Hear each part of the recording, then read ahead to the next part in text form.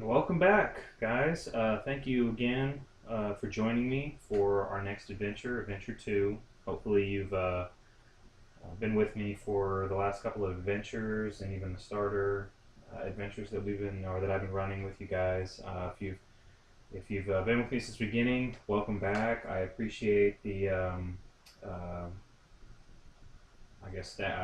fact that you're staying with me and then continuing these videos and even through all of my mess ups, which there have been a few I've noticed, and we'll kind of go over those before I start the adventures. And also, if you're new, welcome. Hopefully, you enjoy this. This is going to be playing through the adventure of the Dungeon Sagas solo, and by that, we'll be using the Invisible Overlord cards that came in the Adventurous Companion here.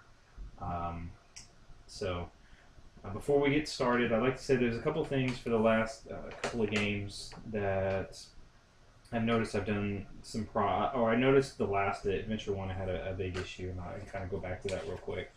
I know when I came into the last room here, hopefully you can see this, I horribly messed it up in the fact that, when I was reading this and it says raise dead limits of 4 warriors and 2 archers, that's the max you can have on the field. I was thinking that was the max amount of enemies to have on the field, and I thought, okay, since I had the max amount of enemies out here before I opened the door, I was like, okay, there was really nothing that was going to spawn here. I think I spawned maybe 1, but I only spawned like the skeletons, the skeleton zombies that were out here. I didn't spawn even the unique ones like the actual zombies or the armored zombies that were here. So I totally messed that one up, and I caught myself on it.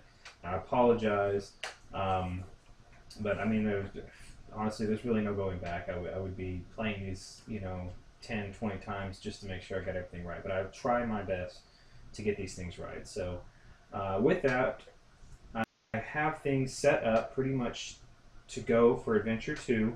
I have our heroes here, Denor the Human Wizard, Orloff the Barbarian, Rorden the Dwarf Fighter, and Madriga the Elf Ranger.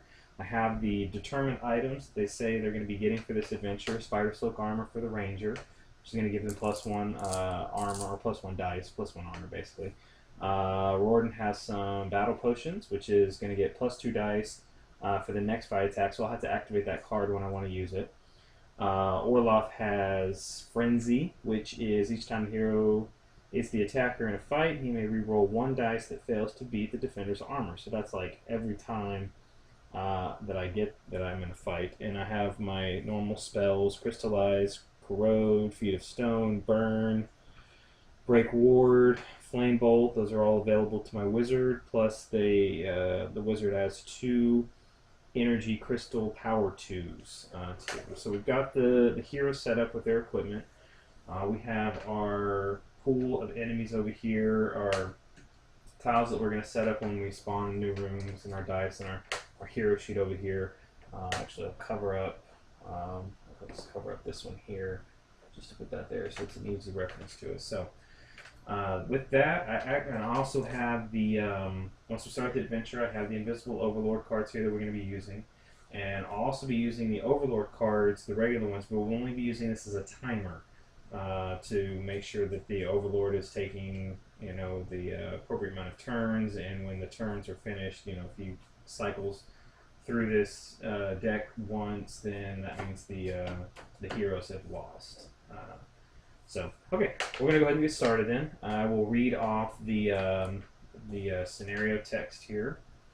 And remember the other 2 adventures, we had our Adventure from the West, Adventure from the East, which brought our 4 hero characters together, introducing us to them. And then we had our first adventure where they actually fought together side by side. So they moved through the dungeon there and actually fought to make it to the end, which they were successful. So now we're actually starting off, we have the whole group together. So here we go. The seal crumbled in a flash of powdered rock as the incantation ended, the syllables dragging across his vocal cords like a dagger over silk. With a flick of his hand, the door in front of him swung open, yawning into the space beyond. Stale air rushed to meet him, bearing with it the promise of so much. He was getting close now. He could feel it. He was dimly aware at the back of his mind that the levels above his minions were being cut down by the interlopes he had noticed earlier. Linking to the essence of one of his most powerful lieutenants, he sent forth the order to kill them. They had proven more resourceful than he had expected thus far, but now they would face real power. So this must be talking about the actual Overlord character here. And so trolls were tricky creatures to reanimate, their very biology fighting to restore them back to life and interfering with the process. It had taken him years of study to perfect the technique. Fortunately, trolls were rarely missed in the wider world. He chuckled, the sound mirroring in the dead air that coursed through his inner ear. As long as he remembered, the voice had been there, guiding him, cajoling him, setting him on the path that setting him on the path that ultimately led him here. He was almost sorry to lose it. Almost. Okay. So we have our heroes. We have our Overlord command cards. That's what our timer is. It's going to be the 11 cards here. They're going to get 2 commands per turn, so we'll use that when we're drawing the Invisible Overlord cards. So for our victory, the heroes need to open the final door marked X. For the Overlord, it's going to be crippling one of the heroes or stopping the heroes from running before the time runs out. That's why it's important that we keep this timer. I'm actually going to be following the map. I've got to turn this over here because I'm going to be following the map basically in this direction, which is kind of opposite. But so we're going to be pushing out this way, and the majority of our field is going to be over here. So, okay. With that, so the Overlord has 11 turns. Remember, at the beginning of the game, the Overlord draws his hand. I have 11 cards here. 1, 2, 3, 4, 5, 6, 7, 8, 9, 10, 11. He's going to draw his first 3 like he starts the game with. So that's going to be the first Overlord hand. So that's 3 cards that's already gone from the deck here. So the Overlord has a total of 1, 2, 3, 4, 5, 6, 7, 8 turns to try to cycle through all these. If the heroes have not completed their goal of getting through that last door, by the time this deck runs out, then the Overlord's won. And we have Overlord. I have pre-shuffled this, and I'll go ahead and just want to do this for posterity's sake here. I have our pool, and I think we're ready to go. So the heroes are going to go ahead and act first. So we have here, looks like we have our 2 doors. One is, I forgot to do the locks on this one. It's a 4/4. So our locks here are going to be, we have 2 mundane locks for this big door. This is a 4 armor door. We have one here that's a 3 armor door, and this one is a what do I call that one? I can't remember. It's the one that you have to use to break wards. So it's a magical lock. I'll just say magical lock. I'm probably getting that wrong, but so this is a magical lock. So only wizards can open this one here. We have, and then our 2 regular ones here. So we're going to start the first. Hero turn. And did I forget to set? I did. I forget to set a bone pile here. I'm sorry. I'll get with it soon, guys. I promise. I'm going to say the first move I'd like to take is I'd like to take it with my Ranger. So that will be Madridica here. And it's here on the side. And they have a movement of 8. So I'd like to move over here to get that bone pile. But at the same time, I'd like to take a shot over at that zombie there. I don't want him creating a problem for me. So we're going to go 1, 2, 3. Change his facing here. So he's going to stand on that top of that bone pile and thus preventing anything from rising there. And then I'm going to take a shot, which I have open line of sight. There's nothing preventing me from doing that. And with that, I have 4 shooting dice, which is long range. So there'll be 4 of these blue. And the, let's see, the zombies, what are these? These are just zombies. They have a combat dice of 2, but only an armor value of 1. So if I roll anything under a 1, then I have to discard that.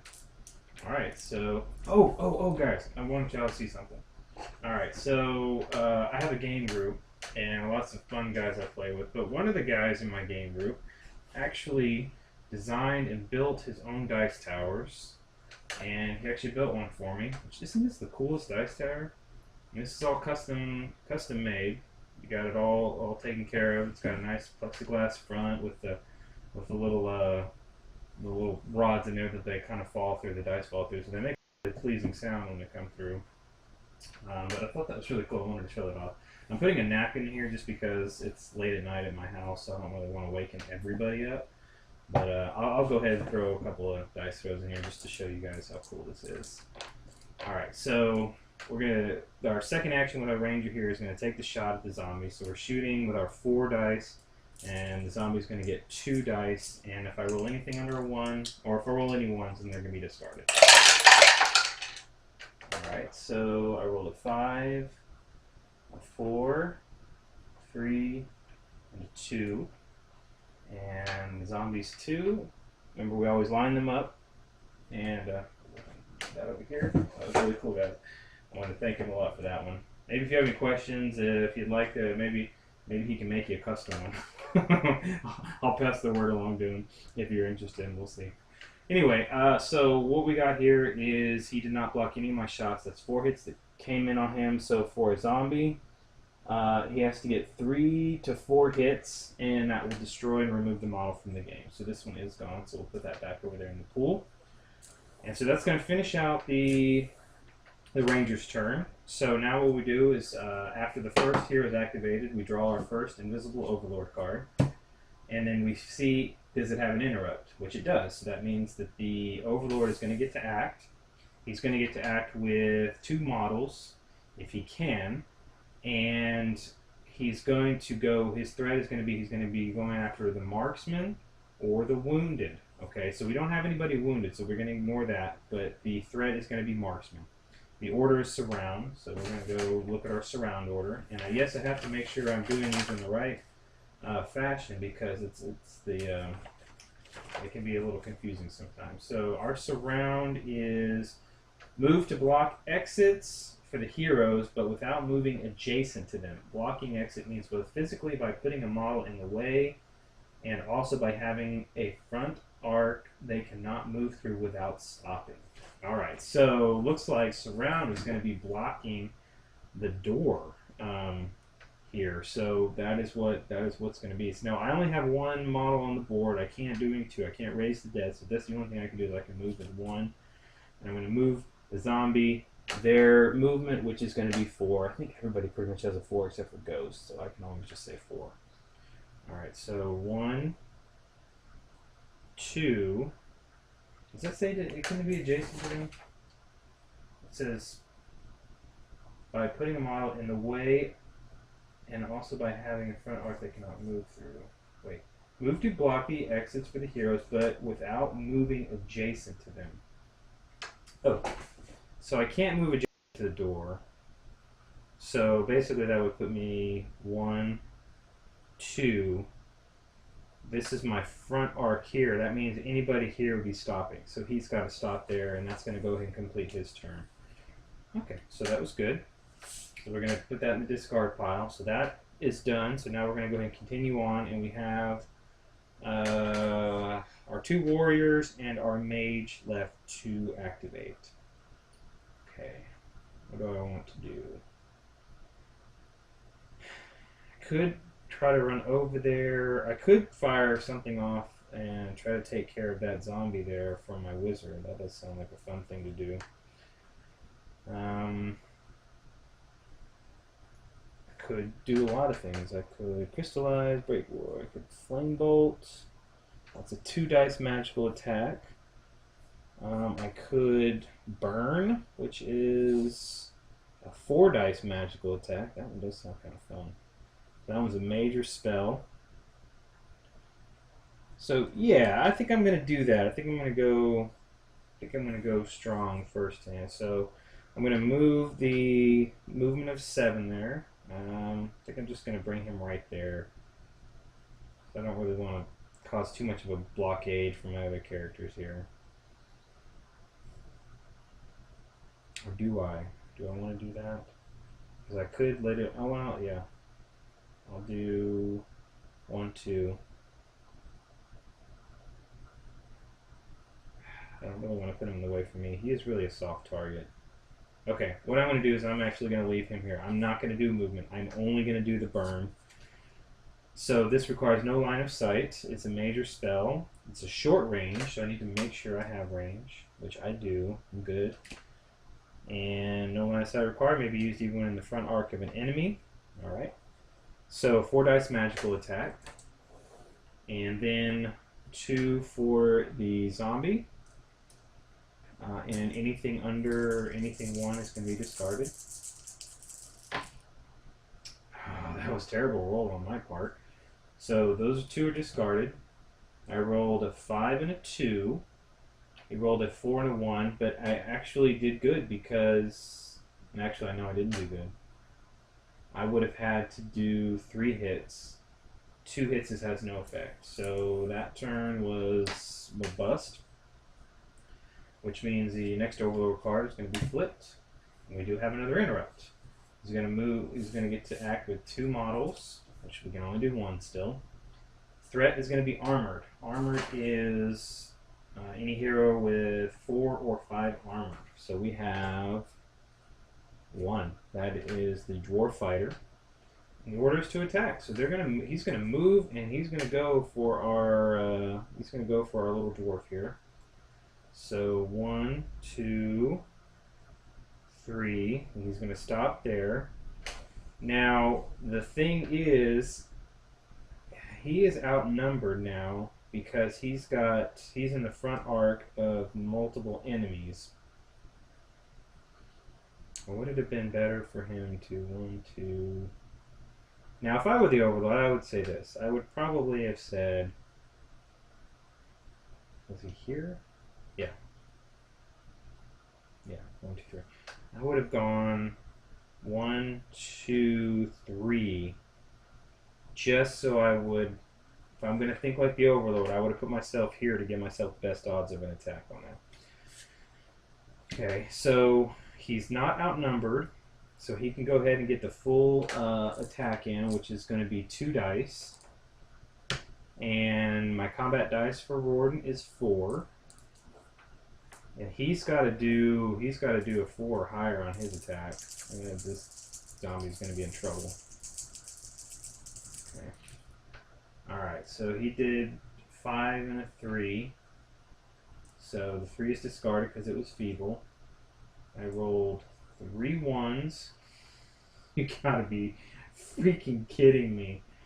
I rolled a 3 and 3 1s. So his attack got through. Holy crap. That is insane. That could not have been any better for him. Okay, so that was pretty good. Pretty dang good. That's going to finish that turn. So what I'm going to do is I'm just going to go ahead and act with... I forgot to put my little tokens out here. My heroes, so I can remember who's acted. Alright, so you've acted. And you have acted. So I still have 2 of my fighters here. I'm going to go ahead and activate the dwarf so he can try to dispatch the little zombie here. And so he's going to get his 4 dice. The zombie's only going to get 2. And I get to discard anything that's a 1 is discarded. Okay, so he rolled a 6 and a 4. And I did a 4, a 3, a 3, and a 2. He blocked 2 of my hits, so the other 2 came in, but no effect because I needed to damage him more. Okay. So that's going to finish that out, and then we flip over our next card, which is no interrupt. So all we have left now is we have 1 enemy. Or one character to go that hasn't not gone yet. And what I'm going to do is I'm going to move him into the rear arc. So we're going to go 1, 2. I'll change my facing to look back this way. And I'll go ahead and hit the zombie. I can't really do anything. I mean, even hitting him in the rear arc, they can't ever roll less than 2 dice, and I can't bring their armor down anything lower than a 1. So it's I mean, I guess I can. Does it say I can't have armor lower than a 1? I might need to pause here or edit this. I'm not sure.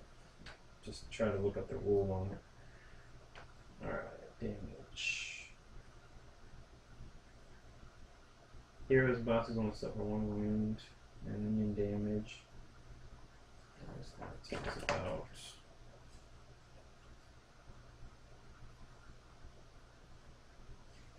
armor.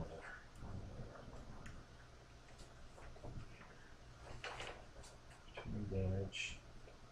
No model can ever roll fewer than 2 dice. If a model starts with 2 dice and it's reduced to 2 modifiers, then any further modifiers reduce the model size. The armor value cannot be reduced to less than 1. Alright, so just verifying out the rules. Armor can't be reduced to less than 1, and dice rolls cannot be reduced to less than 2. So I guess that was just nothing more than to move my character up into the front. Actually, he gets 5 combat dice. This is going to be for Orloff. This one's already done. And he's got 5 combat dice. Zombie 2. Better get it this time. Alright, 6. Looks like I did 6, 5, 4, 3, 2. And he did not block any of them, so this means he is gone completely. Much better. But it took my whole set of activations to get that done. And now we move to the Overlord turn. So the Overlord's going to draw 2 of the Invisible Overlord cards, and the first one is going to be used. The amount of models it's going to act is going to be the. You can't though.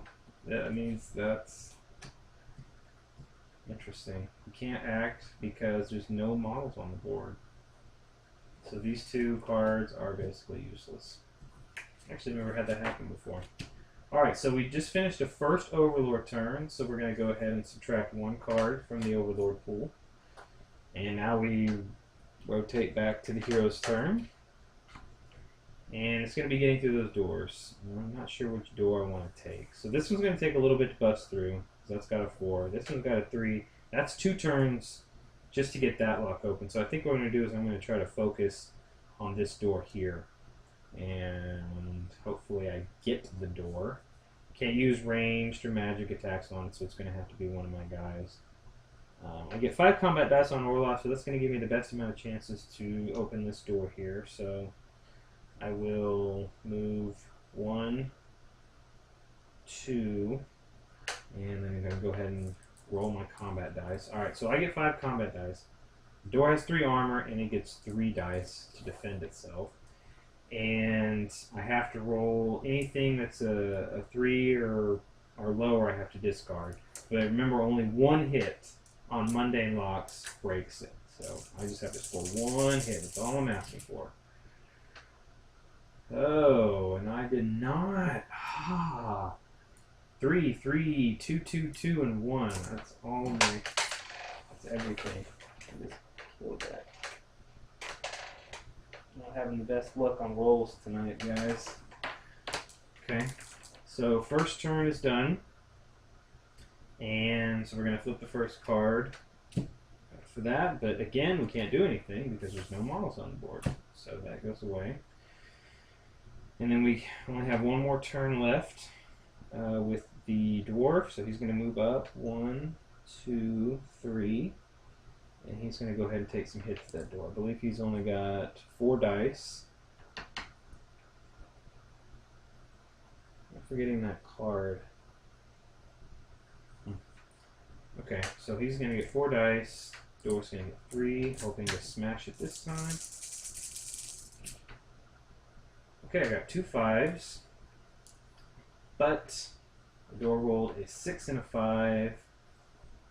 And I have discard. So again, did not break the door. Wow. Okay. Wow. Wow, wow, wow. Alright, so the next card flips for the Overlord, but you can't do anything. So we're going to move back to the hero's turn. I'm going to move my wizard up to. I'm just going to move him up 1, 2, 3, 4. And I'm going to leave him here because I feel like we still have the best chance of getting through that door. That's 2 whole turns I'd have to do, and I have to be adjacent. So, actually, it doesn't matter. 1, 2, 3, 4, 5.